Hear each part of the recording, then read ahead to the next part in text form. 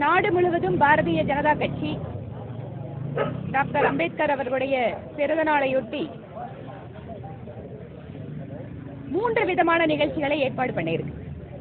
ஒன்று, நேற்று 13ஆம் தேதி நாடு முழுவதும் எங்கெல்லாம் டாக்டர் அம்பேத்கர் அவர்களுடைய உருவ சிலை இருக்கிறதோ அந்த இடத்திலெல்லாம் அந்த இடத்தை தூய்மை பணி செய்து அன்று மாலை அவருடைய படத்திற்கு முன்பாக தீபோத்சவம் என்று சொல்கின்ற தீப திருவிளக்குகளால் அவருடைய படம் அலங்கரிக்கப்பட்டு அஞ்சலி செலுத்தப்பட்டது. இன்று காலை ஒவ்வொரு பகுதிகளிலேயும் டாக்டர் அம்பேத்கர் அவர்களுடைய உருவப்படம் வைக்கப்பட்டு அவருடைய திருவுருவ சிலை இருக்கின்ற இடங்களிலெல்லாம் பாரதிய ஜனதா கட்சியினுடைய முக்கிய தலைவர்களும் நிர்வாகிகளும் தொண்டர்களும் அவருக்கு மாலை அணிவித்து மரியாதை செய்து கொண்டிருக்கிறார்கள்.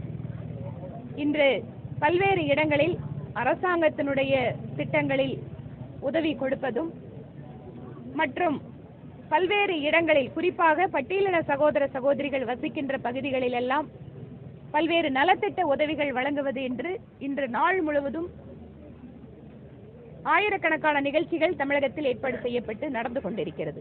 இங்கு கோவை மாநகர் மாவட்டத்தினுடைய தலைவருடைய தலைமையிலே மாநிலத்தினுடைய துணைத் தலைவர் பேராசிரியர் கனக சபாபதி அவர்களும் மாநில நிர்வாகி திரு நந்தகுமார் அவர்களும் மற்றும் பட்டியலின அணியினுடைய மாநில பொதுச் செயலாளர் திரு ரங்கராஜ் அவர்களும் மற்றும் இந்த பகுதியிலே பட்டியலினுடைய மாநில நிர்வாகிகளாக இருந்து சிறப்பாக பணி செய்து கொண்டிருக்கக்கூடிய முன்னாள் கவுன்சிலர் திரு முருகேசன் அவர்கள், மாவட்டத்தினுடைய பொறுப்பாளர்கள் திருமதி ஜெயதிலகா, இளங்கோ, ஜோதி அவர்கள் எல்லாம் இந்த நிகழ்ச்சிகளை நல்லபடியாக இன்றைக்கு ஏற்பாடு செய்து கொண்டிருக்கிறார்கள்.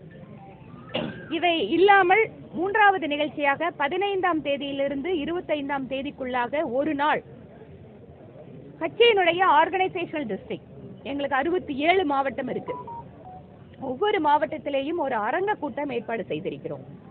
இந்த அரங்க கூட்டத்திலே அரசியலமைப்பு சட்டத்தை உருவாக்கிய சட்டமேதை டாக்டர் அம்பேத்கர் அவர்களை காங்கிரஸ் கட்சி அவர் உயிரோடு இருந்த போது எப்படியெல்லாம் அவமரியாதை செய்தது, அவருக்கு துரோகம் செய்தது, அன்றைய பாரத பிரதமராக இருந்த திரு நேரு அவர்கள் எப்படியெல்லாம் அவருடைய புகழை குறைக்க பார்த்தார், அவருக்கு உரிய கௌரவத்தை அளிக்காமல் இருந்தார் என்பது பற்றியும், பாரதிய ஜனதா கட்சி எப்படி டாக்டர் அம்பேத்கர் அவர்களுடைய பிறந்த இடம், அவர் படிக்க லண்டனில் சென்ற இடம், அவர் உயிர் நீத்த இடம், நாக்பூரிலே தீக்ஷா பூமி என்று அவர் புத்த மதத்திற்கு மாறிய இடம், இறுதியாக அவர் உடல் எரியூட்டப்பட்ட இடம் மும்பையிலே பஞ்ச தீர்த்தம் என்று சொல்கிறோம்.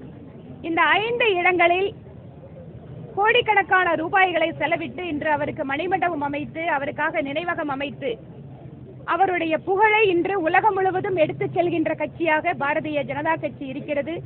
பாரத பிரதமர் நரேந்திர மோடி அவர்கள் டாக்டர் அம்பேத்கர் அவர்களுக்கு மரியாதை செய்ய வேண்டும், அவருக்கு கௌரவப்படுத்த வேண்டும் என்பதற்காக நம்முடைய நாட்டின் பண பரிமாற்ற செயலியை கூட பீம் ஆப் என்றுதான் அதற்கு பெயரிட்டார். அவை இல்லாமல் டெல்லியிலே டாக்டர் அம்பேத்கர் பெயரிலே மிகப்பெரிய ஒரு பன்னாட்டு மையமும் அமைக்க அடிக்கல் நாட்டி இருக்கிறார். பாரத ரத்னா வழங்கப்பட்டது கூட பாரதிய ஜனதா கட்சி கூட்டணி அரசில் இருக்கும் போதுதான். அதுபோல மண்டல் கமிஷன் இடஒதுக்கீட்டுக்கு எதிராக காங்கிரஸ் கட்சி எப்படி இருந்தது, இம்மாதிரியான பல்வேறு தகவல்களை அந்த கருத்தரங்கிலே கட்சியினுடைய தொண்டர்களுக்கு எடுத்துக் கூற இருக்கிறோம். இவை இல்லாமல் பட்டியலினத்தை சார்ந்த மிக முக்கியமான நபர்கள், தொழிலதிபர்கள், சமுதாயத்தினுடைய பல்வேறு தலைவர்கள் இவர்களெல்லாம் அந்த நிகழ்ச்சிக்கு அழைக்கப்பட இருக்கிறார்கள். அந்த கருத்தரங்கிற்கான ஏற்பாடுகளும் நல்ல முறையிலே இங்கு ஏற்பாடு செய்து கொண்டிருக்கிறார்கள். இன்று நாடு முழுவதும் டாக்டர் அம்பேத்கர் அவர்களுடைய புகழுக்கு பெருமை சேர்க்கின்ற விதத்திலே அவர் இந்த நாட்டுக்கு அளித்த பங்களிப்பை பற்றியெல்லாம் மிக சிறப்பான வகையிலே பாரதிய ஜனதா கட்சி நாட்டு மக்களுக்கு எடுத்து கூறிக்கொண்டிருக்கிறது பல்வேறு நிகழ்ச்சிகள் வாயிலாக. இதுதான் இப்போதைக்கு சட்டப்பேரவையில் இந்த பகுதியினுடைய பல்வேறு கோரிக்கைகளை முன்வைத்து ஒரு எம்எல்ஏ என்கின்ற முறையில் பேசி வருகிறேன். அரசாங்கத்தின் தரப்பிலே பல்வேறு அமைச்சர்கள் பதிலளிக்கிறார்கள். கோயம்புத்தூருக்கு நாங்கள் இதை செஞ்சிருக்கோம் அதை செஞ்சிருக்கோம் அப்படின்னு நீண்ட பட்டியலெல்லாம் வாசிக்கிறாங்க. ஒவ்வொரு முறையும் 200 கோடி ரூபாய் கொடுத்திருக்கிறோம் சாலைகளுக்கு அப்படின்னு சொல்லிட்டு இருக்காங்க. ஆனால் பத்திரிகை நண்பர்களான உங்களுக்கு தெரியும், நீங்கள்லாம் 2 வீலர்ல போகும்போது கோயம்புத்தூர்ல ரோடுங்க எவ்வளவு தூரம் பழுதான நிலையில் இருக்கு. உடனடியாக பணியை ஆரம்பிப்பதாக அரசு சொல்லி இருக்கிறது. தேர்தலுக்காக வேலை செய்யாமல் மக்களுக்காக வேலை செய்ய வேண்டும் என்பது எங்களுடைய எதிர்பார்ப்பு. இன்னும் கூட இந்த பகுதியிலே கட்டமைப்பு வசதிகளை மேம்படுத்துவதற்கு என்னவெல்லாம் ஆக்கப்பூர்வமான முறையிலே மத்திய அரசாங்கத்தின் வாயிலாகவும் சரி, மாநில அரசின் வாயிலாகவும் சரி இங்கு கொண்டு வர முடியுமோ, அதற்கு உதவி செய்ய முடியுமோ, சட்டமன்ற உறுப்பினர் என்கின்ற வகையில் என்னுடைய பணிகள் தொடர்ந்து கொண்டிருக்கிறது. புதிய மாநில தலைவர் வந்திருக்காரு. பழைய மாநில தலைவர் செயல்பாட்டுக்கும் புதிய மாநில தலைவரோட செயல்பாட்டுக்கும் என்ன வித்தியாசம் பார்க்க முடியும், என்ன எப்படி நடவடிக்கைகள் இருக்குன்னு சொல்லி எதிர்பார்க்கணும்? உங்களுக்கு ஒரு முதல் குழந்தை பிறக்குது, அடுத்த குழந்தை பிறந்து இன்னும் வீட்டுக்கே கூட்டிட்டு வரல. அப்ப நீங்க உங்ககிட்ட என்னங்க எப்படிங்க இருக்குது முதல் குழந்தைக்கு 2வது குழந்தைக்குன்னா? பதவி ஏற்று அவர் 24 மணி நேரம் தாங்க ஆச்சு. எப்படிங்க இப்படி எல்லாம் வந்து கேள்வி கேட்குறீங்க? அதுவும் உங்களை மாதிரி ஒரு சீனியர் ரிப்போர்ட்டர். அதாவது இந்த கட்சி ஒரு ஜனநாயக ரீதியாக இயங்குகின்ற கட்சி. நீங்க மற்ற கட்சிகளை பாத்தீங்கன்னா அடுத்த தலைவர் யாருன்னு இப்பவே சொல்லிடலாம். இல்லைங்க பேரன் பிறந்துட்டாருங்க, இல்ல கொள்ளு பேரன் பிறந்துட்டாருங்க, எங்களுக்கு தலைவருக்கு பஞ்சம் இல்லைன்னு சொல்ற கட்சி எங்க கட்சி இல்ல. மாநில தலைவராக மிக சிறப்பாக செயல்பட்டிருக்கிறார் திரு அண்ணாமலை அவர்கள். தேர்தல் அரசியலையும் சரி, கட்சி வேலைகளிலேயும் சரி, தனக்கென ஒரு தனி முத்திரையோடு தன்னுடைய பொறுப்பிலிருந்து அவர் இன்று அடுத்த மாநில தலைவருக்கு அந்த பொறுப்பை மாற்றி இருக்கிறார். எங்களை பொறுத்த வரைக்கும் எங்க கட்சியில தலைமை பொறுப்பு என்பது வரிசையிலே முதலில் நிற்கக்கூடிய நபர் தலைவர். இதுதான் கட்சி எங்களுக்கு சொல்லி கொடுத்திருக்கு. பிரசிடென்ட் பிரசைட்ஸ், டீம் டிசைட்ஸ் சொல்லுவோம் ஆங்கிலத்துல. குழு முடிவு செய்யும், தலைவர் செயல்படுத்துவார். அந்த வகையிலே இன்று மாநில தலைவராக பொறுப்பேற்று இருக்கக்கூடிய திரு நயினா நாகேந்திரன் அவர்கள் அதிமுக ஆட்சி காலத்தில் அமைச்சராகவும் சரி, சட்டப்பேரவை உறுப்பினராகவும் சிறப்பான ஒரு பங்களிப்பை கொடுத்தவர். கட்சி விரிவுபடுகின்ற பொழுது கட்சியிலே பல்வேறு கட்சிகளை சார்ந்தவர்கள் வருவதும், அவர்களுக்கு ஒரு முக்கியமான பொறுப்புகள் வழங்கி அவர்களுடைய செயல்பாட்டினை பாரதிய ஜனதா கட்சி பார்ப்பதும் தமிழகத்தில் மட்டுமல்ல பல்வேறு மாநிலங்களில் வழக்கமாக இருக்கிற ஒன்றுதான். இங்கு கூட திரு நயினா நாகேந்திரன் அவர்களுடைய தலைமை என்பது அது ஒரு புதிய நபர்களை கட்சிக்குள்ளாக கொண்டு வரும். அவருடைய செயல்பாட்டின் மூலமாக புதிய விஷயங்கள் கட்சிக்கு கிடைக்கும். they bring good practices, they bring good people. So அந்த வகையில தான் கட்சியோட எக்ஸ்பான்ஷனுக்கு இன்று மாநில தலைவராக அவர் பொறுப்பேற்றிருப்பது மிக ஒரு நல்ல முடிவாக பார்க்கிறோம். அவருடைய பணி சிறப்பதற்கு, ஒத்துழைப்பு கொடுப்பதற்கும், அவரோடு இணைந்து பணியாற்றுவதற்கும் கட்சியினுடைய கோடிக்கணக்கான தொண்டர்கள் இங்கு காத்துக் கொண்டிருக்கிறார்கள். நல்ல முறையில அவர் எங்களை வழிநடத்துவார் என்கின்ற நம்பிக்கையும் எல்லாருக்கும் இருக்கு. ஆனால் மிக சிறப்பாக அவருடைய பணி இங்கு நடைபெறும். ஜனநாயக ரீதியா மாநில தலைவர் தேர்வு செய்யப்பட்டிருக்காரு. நீங்க வந்து மாணவர் காலத்துல இருந்து கட்சியில இருக்கக்கூடிய நபர், கிட்டத்தட்ட 20 ஆண்டுகளுக்கு மேல இருக்கக்கூடியவர். அவர் வந்து ஒரு 8-9 வருஷத்துக்குள்ள மாநில தலைவர் ஆயிட்டாரு. அண்ணாமலை கட்சிக்கு வந்து 2 வருஷத்துல மாநில தலைவர் ஆயிட்டாரு. அப்படிங்கிறப்ப நீண்ட காலமா கட்சிக்கு உழைக்கக்கூடியவர்களுக்கான வாய்ப்பு சரியான முறையில் வழங்கப்படுதுன்னு நினைக்கிறீங்களா? ஒரு வாய்ப்புகள் தவற விடப்படுதா? நீங்க எல்லாரும் என் கூட தான் இருக்கிறீங்க. 4 வருஷமா நான் மாநில தலைவரா நீங்க கேட்டிருக்கிறீங்க. இந்த கட்சியில தேசிய தலைவராக ஆக்கியிருக்கீங்க. அதையும் யோசிக்கல, அதையும் உங்களோட பார்வையில படல.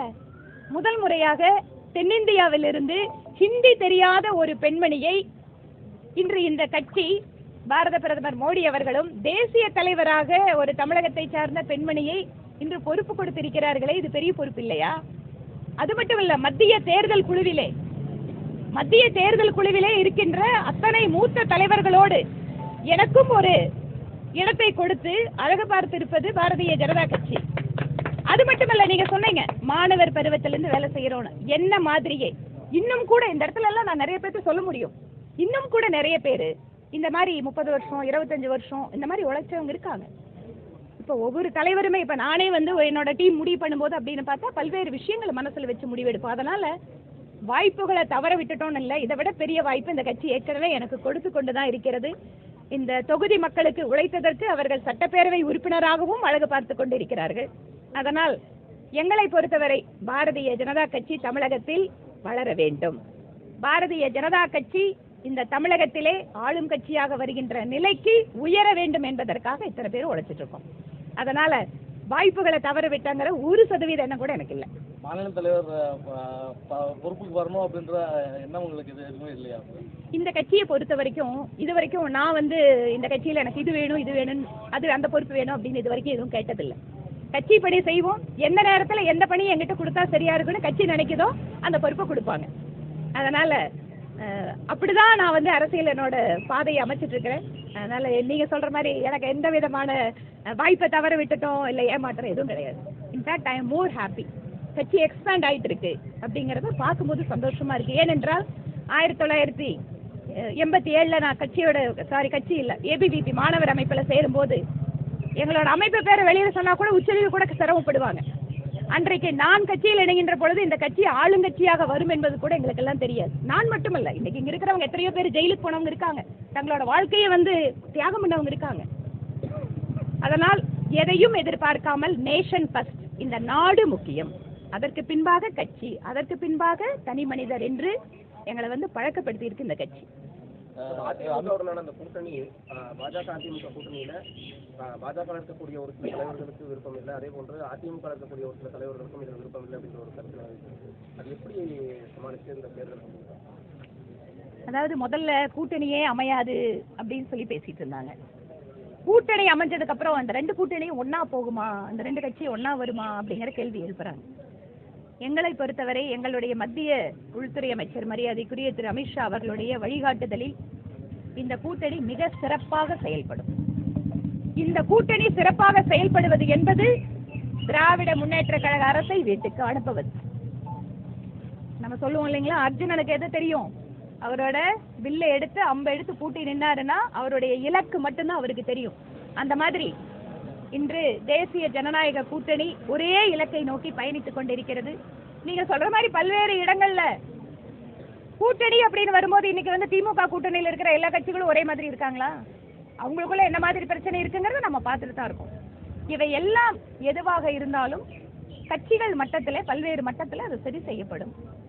மிகச்சரியாக அந்த ஒருங்கிணைப்பு என்பது தேசிய ஜனநாயக கூட்டணிக்கு இயல்பாக வரும் அப்படிங்கிற நம்பிக்கை எங்களுக்கு இருக்கு. கூட்டணி ஆட்சி அமைப்போம் அப்படின்னு சொல்லி அமித்ஷா சொல்றாரு. ஆனா எடப்பாடி பழனிசாமி கூட்டணி ஆட்சியை பத்தி எதுவுமே இப்போ வரைக்கும் பேசவே இல்லை. கூட்டணி ஆட்சி அமைப்போம் அப்படின்றது வந்து அமைச்சரவையில் இப்போ பிஜேபி பங்கெடுக்கும் இல்லாட்டி கூட்டணி கட்சிகள் பங்கெடுக்கும் அப்படின்றத எங்களுடைய முதல் இலக்கு. நான் சொன்ன மாதிரி நீங்க வந்து இந்த வார்த்தைகளை வச்சுட்டு அந்த அரசா இந்த அரசாங்கிறது இல்ல. தேசிய ஜனநாயக கூட்டணி தமிழகத்தில் இருக்கிறது, ஒத்துக்கிறீங்களா? தேசிய ஜனநாயக கூட்டணிக்கு அண்ணா திராவிட முன்னேற்ற கழகம் தலைமை வகிக்கிறது. இதுல எந்த குழப்பம் இல்லையா? முதல்ல இந்த கூட்டணியினுடைய வேலை என்ன? 26 தேர்தலில் ஜெயிப்பது, ஆட்சி அமைப்பது. அதற்கு பின்பாக மற்ற விஷயங்கள் நீங்க பேசுறதெல்லாம் எப்படி இருக்கோ அதெல்லாம் எங்க தலைவர்கள் முடிவு பண்ணுவாங்க.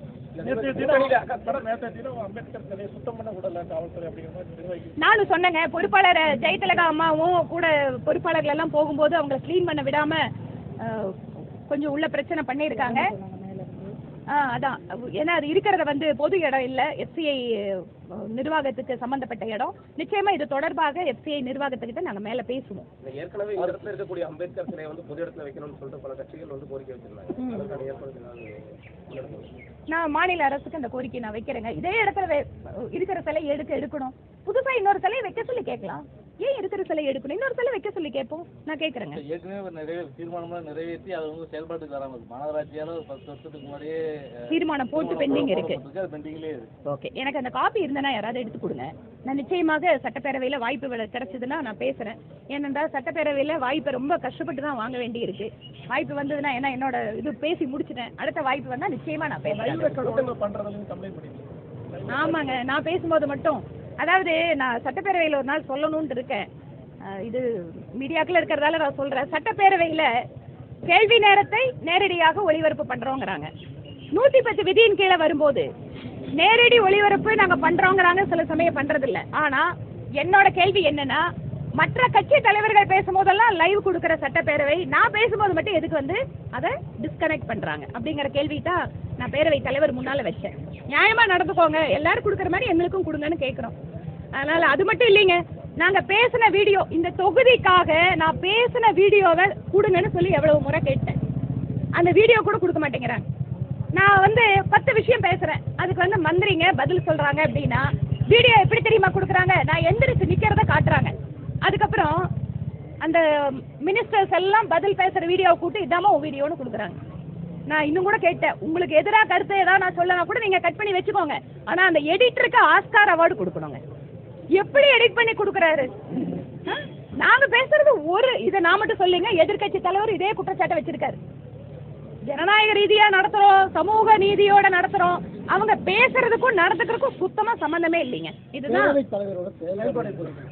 பேரவைத் தலைவர்னால அண்ணா திராவிட முன்னேற்ற கழகம் நம்பிக்கையில்லா தீர்மானமே கொண்டு வந்துட்டாங்களே. நிறைய நேரங்கள் எங்களுக்கு என்னன்னா, பேரவைத் தலைவர் அவர்கள் வயதுல மூத்தவர், அரசியல் அனுபவத்தோடு இருக்கிறவர், ஒரு தேசிய சிந்தனையோட இருந்தவர், இன்னைக்கு ஒரு திராவிட சிந்தனைக்கு மாறி உட்கார்ந்துருக்காரு. அவர் நல்லபடியா இருக்கணும், நல்லபடியா அவரோட அரசியல் வாழ்க்கை இருக்கணும், அதெல்லாம் மாற்று கருத்து இல்லை. ஆனா அவர் நிறைய நேரங்கள் என்ன நினைச்சிடுறாரு, மினிஸ்டர் சொல்ற பதிலெல்லாம் அவரே சொல்லணும்னு ஆசைப்படுறாரு. அதனால எங்களுக்கெல்லாம் அது பெரிய சிரமமா இருக்கு. நாங்க ஒண்ணு சொல்ல ஆரம்பிக்கிறதுக்கு முன்னாடியே அவர் பதில் பேசிடுறாரு. சரி, வந்தாச்சு, 4 வருஷம் முடிஞ்சது. அவரையும் பேச விடுறதில்ல, பண்ருட்டி பத்தி பேசும்போதெல்லாம் அவர் கொஞ்ச நேரம் பேசுங்க உட்கார வைக்கிறாங்க. நிறைய உறுப்பு நான் ஏன் பிரச்சனையை நான் சொல்லிட்டேன். நன்றிங்க. வலுவான கூட்டணி என்டிஏ 26 சொல்லிட்டோம். ஆமா, தேமுதிக, பாமக உள்ளிட்ட கட்சிகள் திமுக கூட்டணிக்கு போவதற்கான வாய்ப்புகள் இருக்கிறதா சொல்லப்படுது. இப்போ எல்லாம் ஸ்பெகுலேஷன்ல ஆளுக்கு எல்லாம் சொல்லிட்டு இருப்பாங்க. தேர்தல் நெருங்க வெற்றி கூட்டணி யார் அப்படிங்கறத மக்கள் பார்ப்பாங்க, அரசியல் கட்சிகளும் பார்ப்பாங்க. நீங்க வேணா பாருங்க, இன்னும் 6 மாசம் கழிச்சு என்டிஏ கூட்டணியில எத்தனை கட்சிகள் சேர போகுதுன்னு பாருங்க. ஓபிஎஸ் ஒரு பேச்சு இருக்கு. ஓபிஎஸ் இப்ப தேசிய ஜனநாயக கூட்டணியில இருக்காரா இல்லையா? ஏன்னா அவருக்கு இந்த அமித்ஷா அதிமுக சந்திப்பப்போ கோவையார் மருத்துவமனையில் இங்க சிகிச்சை பெற்றுருக்காரு. கூட்டணியில் இருக்காரா இல்லையா அப்படின்ற ஒரு குழப்பம் இருக்கு. குறிப்பா அன்றைய தினம் அவர் சென்னையில இருந்துமே அமித்ஷா சந்திக்கிறதுக்கான நேரம் கொடுக்கல அப்படின்றது ஒரு இந்த கேள்வியை மத்திய உள்துறை அமைச்சருக்கு உங்க மாதிரி மீடியாக்காரங்க வச்சாங்கல்ல, அவர் என்ன பதில் சொன்னாரு? அதே பதில் தான் என் பதில். அண்ணாமலை அவர்கள் நேற்று பேசினாரு, இந்த மாதிரி நானுமே நேற்று ஊர்ல இல்லை, நான் கோவால இருந்தேன். அவர் உத்தராகண்ட்ல இருக்காரு. உத்தராகண்ட்ல தனிப்பட்ட பயணமா சென்றிருக்காரு. திருப்பி ஒரு 3 நாள் கழிச்சு வரேன் இருக்காரு. மாநில தலைவர் கோயம்புத்தூர் வரும்போது திரு அண்ணாமலை அவர்களும் இங்க கூட உடன் இருப்பார். நிறைய வாய்ப்பு இருக்குங்க. டாக்டர் அம்பேத்கர் அவர்களுடைய சிலைக்கு தமிழக வெற்றி கழகத்தினுடைய தலைவர் நேரடியாக மாலை அணிவித்தது ஒரு மகிழ்ச்சிகரமான விஷயமா பார்க்கிறோம். டாக்டர் அம்பேத்கர் அவர்கள் இன்று நாம் அடிப்படை உரிமைகளாக அனுபவித்துக் கொண்டிருக்கின்ற பல்வேறு உரிமைகளுக்கு காரணகர்த்தாவாக இருந்தவர். இன்னைக்கு பேச்சுரிமை, எழுத்துரிமை, கருத்துரிமை, வழிபடுவதற்கான உரிமை என்று அடிப்படை உரிமைகளை வகுத்துக் கொடுப்பதில் ஒரு முன்னோடியாக இருந்தவர். அவருக்கு உரிய மரியாதையை திரு விஜய் அவர்கள் செலுத்தியிருக்கிறார் என்பது எனக்கு மகிழ்ச்சி தான்.